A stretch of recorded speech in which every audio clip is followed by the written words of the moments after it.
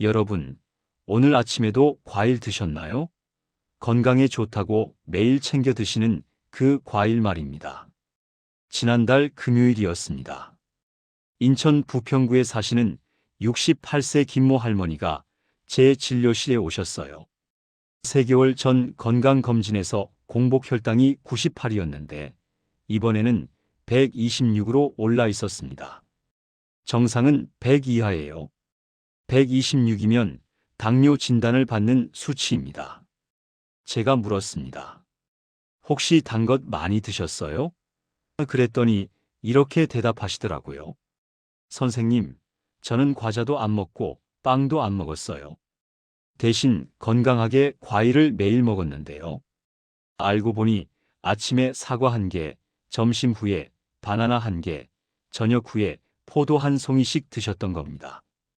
과일이 몸에 좋다는 건 맞습니다. 하지만 방법이 틀리면 독이 됩니다. 지금 제가 말씀드리는 4가지만 모르고 계시면 여러분도 3개월 안에 당뇨 환자가 될 수 있어요. 저는 내분 비내과 전문의로 34년째 당뇨 환자분들을 진료하고 있습니다. 매년 수백 명의 환자분들이 왜 저한테 당뇨가 생겼어요? 건강하게 먹었는데? 라고 물으세요. 그리고 식습관을 들어보면 거의 다 똑같습니다. 과일을 잘못 먹고 계신 거예요. 인천 부평구의 김 할머니는 지금 당뇨약을 드시고 계십니다. 3개월만 일찍 오셨으면 약 없이 식이요법만으로 조절할 수 있었을 텐데요. 혈당이 한번 126을 넘어가면 돌이키기 힘듭니다. 췌장이 이미 지쳐버린 상태거든요. 많은 분들이 이렇게 생각하십니다. 과일은 자연식품이니까 많이 먹어도 괜찮아. 틀렸습니다. 과일에는 과당이 들어있어요. 과당도 당입니다. 우리 몸에서는 설탕이랑 똑같이 작용해요. 아니, 어떤 면에서는 더 위험합니다. 과당은 간으로 바로 갑니다. 포도당은 온몸 세포가 다 쓸 수 있지만 과당은 간만 처리할 수 있어요. 간이 과당을 받으면 뭘 만들까요? 지방을 만듭니다. 그래서 과일을 많이 먹으면 지방간이 생기는 겁니다. 마치 기름을 하수구에 계속 부으면 막히는 것처럼 간에 지방이 쌓이면 인슐린 저항성이 생깁니다.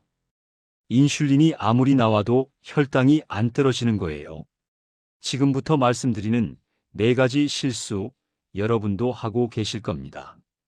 하나씩 확인하시면서 오늘부터 바로 고치세요. 4번째 실수입니다. 과일을 식사 후에 바로 드십니다. 부산 동래구에 사시는 72세 박모 할아버지 경우입니다. 이분은 평생 과일을 좋아하셨어요. 매 끼니 식사를 마치고 나서 후식으로 과일을 드셨습니다. 식사 후에 과일 먹는 게 건강한 습관 아니냐고 하시더라고요. 그렇게 20년을 사셨는데 작년에 당뇨 진단을 받으셨습니다. 공복 혈당이 142, 당화 혈색소가 7.2%였어요. 정상 당화 혈색소는 5.7 이하입니다. 7.2면 지난 3개월간 혈당이 계속 높았다는 뜻이에요. 그런데 이 할아버지는 밥도 적게 드시고 운동도 하시고 체중도 정상이었습니다. 뭐가 문제였을까요? 식사 직후 과일을 먹으면 혈당이 급격히 오릅니다. 밥에서 나온 탄수화물과 과일의 과당이 동시에 흡수되거든요. 마치 기름에 불을 붓는 것처럼 혈당이 폭발합니다. 췌장은 급하게 인슐린을 쏟아내야 하고 이게 반복되면 췌장이 지쳐버립니다. 식사와 과일 사이에는 최소 2시간은 띄워야 합니다. 점심 먹고 2시간 후인 오후 3시쯤, 저녁 먹고 2시간 후인 밤 9시쯤이 적당해요. 그때 혈당이 안정되면 과일을 소량 드시는 겁니다. 부산의 박 할아버지는 이 방법을 쓰신 후 6개월 만에 당화 혈색소가 6.1로 떨어졌어요. 약은 그대로 드시지만 용량을 반으로 줄였습니다. 식사 후 바로 먹던 습관만 바꿨는데 이렇게 달라지다니라고 놀라워하셨어요. 3번째 실수입니다. 몸에 좋다는 과일만 골라서 드십니다. 대구 수성구에 사시는 70세 이모 할머니 사례입니다. 이분은 TV에서 바나나가 칼륨이 많아서 혈압에 좋다는 걸 보셨대요. 그날부터 매일 바나나를 2~3개씩 드셨습니다. 아침에 하나, 오후 간식으로 하나, 저녁에 또 하나요. 3개월 후 검진에서 공복 혈당이 118로 올라와 있었어요. 3개월 전에는 94였는데요. 더 놀라운 건 체중이었습니다. 3kg이 늘어 있었어요. 밥도 줄여 먹고 운동도 하는데 왜 살이 찌죠? 라고 물으시더라고요. 바나나는 과일 중에서 당 함량이 아주 높습니다. 중간 크기 바나나 한 개에 당이 약 14g 들어있어요. 각설탕 3개 반입니다. 하루에 3개 드시면 각설탕 10개를 먹는 거예요.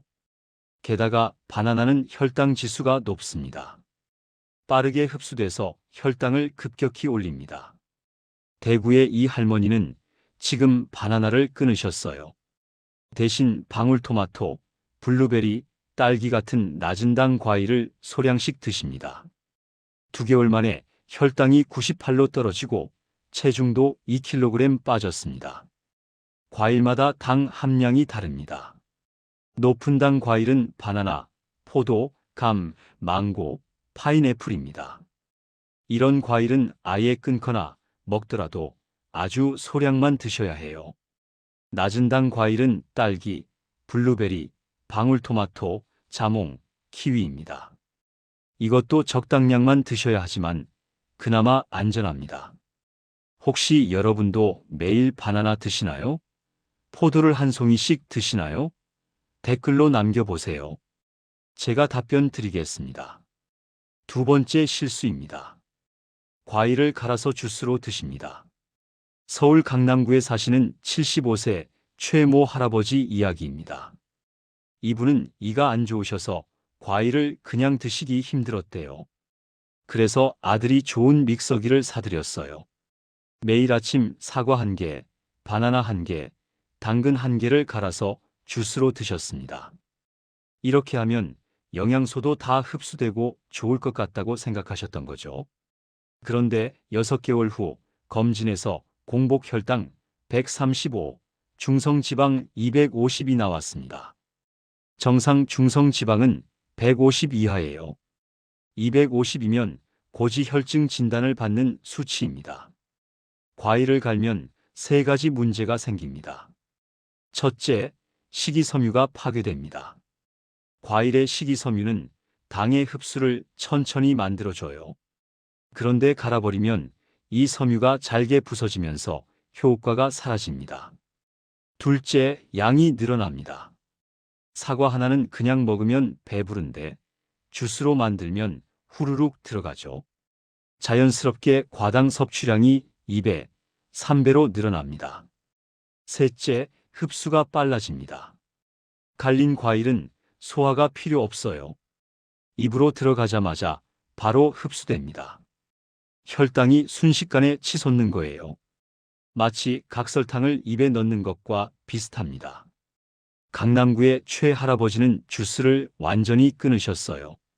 대신 과일을 아주 작게 자른 다음 천천히 씹어 드세요. 이가 안 좋으시니까 키위나 딸기처럼 부드러운 과일을 선택하시고요. 4개월 만에 혈당이 108로 떨어지고 중성지방도 180으로 내려왔습니다. 과일 주스는 절대 드시면 안 됩니다. 직접 갈아도 안 되고 사 먹는 건 더더욱 안 돼요. 시판 주스에는 설탕까지 들어있거든요. 과일은 반드시 그대로 천천히 씹어서 드셔야 합니다. 이제 가장 위험한 첫 번째 실수입니다. 제가 환자분들한테 제일 먼저 고치라고 하는 거예요. 과일을 양 조절 없이 마음껏 드십니다. 광주 서구에 사시는 69세 정모 할머니 경우입니다. 이분은 과일을 정말 좋아하셨어요. 냉장고에 항상 과일이 가득했습니다. 아침에 사과 1개, 오전 간식으로 배 1개, 점심 후에 귤 2개, 오후에 바나나 1개, 저녁 후에 포도 1송이, 하루에 이 정도를 드셨어요. 단 것도 안 먹고 과일만 먹는데 뭐가 문제냐고 하셨는데 작년 검진에서 당뇨 진단을 받으셨습니다. 공복 혈당 148, 당화 혈색소 7.8%였어요. 심지어 지방간까지 있었습니다. 체중은 정상이었는데도 말이죠. 문제는 양입니다. 과일이 건강식품이긴 하지만 무제한은 아니에요. 하루 권장량은 200g입니다. 사과로 치면 1개, 바나나로 치면 1개, 귤로 치면 2개 정도예요. 딱 그만큼만 드셔야 합니다. 그런데 많은 어르신들이 과일은 많이 먹어도 괜찮다고 생각하세요. 아닙니다. 과일도 과하면 독입니다. 광주의 정할머니가 하루에 드신 과일을 계산해 봤더니 당이 약 80g이었어요. 각설탕 20개입니다. 하루에 각설탕 20개를 먹으면서 건강하게 먹었다고 생각하신 거예요. 과당은 간에서 중성지방으로 바뀝니다. 이게 혈관에 쌓이면 동맥경화가 오고 간에 쌓이면 지방간이 됩니다. 혈당도 올라가고요. 정할머니는 과일을 사랑하셔서 완전히 끊기는 힘드셨어요. 그래서 하루 한 가지만 먹기로 하셨습니다. 오늘 사과 먹으면 내일은 귤, 모레는 딸기 이런 식으로요. 양도 정확히 재셨어요. 사과는 중간 크기로 정확히 1개, 귤은 2개, 딸기는 10개. 이렇게 정해서 드셨습니다. 6개월 후 당화 혈색소가 6.4로 떨어졌고 지방간도 많이 좋아졌어요. 지금은 약을 반으로 줄이고 관리하고 계십니다. 지금까지 과일을 먹을 때 하는 4가지 실수를 말씀드렸습니다. 식사 직후에 먹기, 고당 과일만 골라 먹기, 갈아서 주스로 먹기, 그리고 양 조절 없이 먹기. 여러분은 몇 가지나 하고 계셨나요? 이 4가지만 고치시면 과일은 여러분한테 약이 됩니다. 비타민도 풍부하고 항산화 성분도 있고 면역력도 높여줍니다. 하지만 잘못 먹으면 당뇨, 지방간, 고지혈증을 만듭니다. 그럼 어떻게 먹어야 할까요? 정답을 알려드리겠습니다. 첫째, 시간을 지키세요. 식사 2시간 후가 가장 좋습니다. 오후 3시나 밤 9시쯤요. 공복 혈당이 안정된 상태에서 드세요. 둘째, 과일을 고르세요. 낮은 당 과일을 선택하세요. 딸기, 블루베리, 방울토마토, 자몽, 키위가 좋습니다. 바나나, 포도, 감, 망고는 피하세요. 셋째, 양을 지키세요. 하루 200g, 주먹 하나 크기만 드세요. 사과면 1개, 귤이면 2개, 딸기면 10개입니다. 절대 그 이상은 안 됩니다. 넷째, 갈지 마세요. 과일은 반드시 그대로 드세요. 천천히 씹어 드시면 포만감도 오고 식이섬유 효과도 살아납니다. 다섯째, 아침보다는 오후에 드세요. 아침 공복에 과일을 먹으면 혈당이 급격히 오릅니다. 오후 3시쯤 간식으로 드시는 게 가장 안전해요. 제 환자 중에 이런 분이 계셨어요. 70대 중반 할아버지셨는데 이 방법대로 과일을 드시기 시작했어요. 6개월 만에 당화 혈색소가 7.5에서 6.2로 떨어졌습니다. 체중도 4kg 빠지고 지방간도 사라졌어요. 그분이 제게 하신 말씀이 있습니다. 선생님, 과일이 나쁜 게 아니라 내가 잘못 먹고 있었던 거였네요. 이제는 과일이 무섭지 않아요. 똑똑하게 먹으니까 오히려 건강해지네요. 여러분도 할 수 있습니다.